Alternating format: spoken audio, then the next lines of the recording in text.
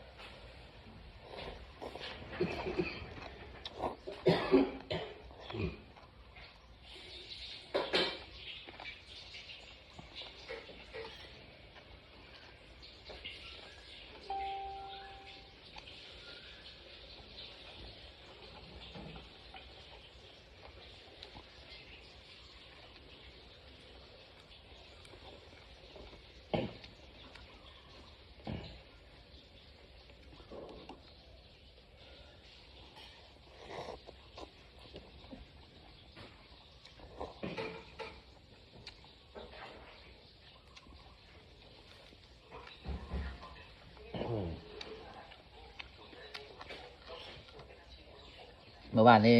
เว้าให้ตำรวจไทยน้อยนึงว่าผมมาเซ็นเอกสารว่าผมมาเบิดทุนมาเบิดหมู่นะอย่าให้ผมเสียค่าโดยสารปีโดยสารบ้าบ่ค่อยเว้าอยู่ไสอยู่ด้านนั้นบ้าที่ค่อยถามค่อยมานำคนพ่อมาค่อยก็ค้ำกระย่างมาเนาะนครจะให้เฮาไปเสียค่ารถเมล์ข้ามมาบ้าเฮาเว้าไผสิเสียให้เจ้าเว้าไม่เนาะผิดบ่เฮาเว้าปุ๊ปะแม่นยิงมั้ยค่อยมานี่ค่อยก็จ้างเขามาใช่ได้ตำรวจไทยน่ะบ่แม่นยิงตำรวจไทยอยู่ไสอยู่นครบ่อยู่ไสอยู่นครแต่คือฮู้จักกันหมดทั่วประเทศอยู่แล้วตำรวจไทยจ้ะแม่นอันใบอันได้มีอันใกล้เวลาที่ให้ปั๊บนี่คือกฎหมายหมดเธอก็บ่ให้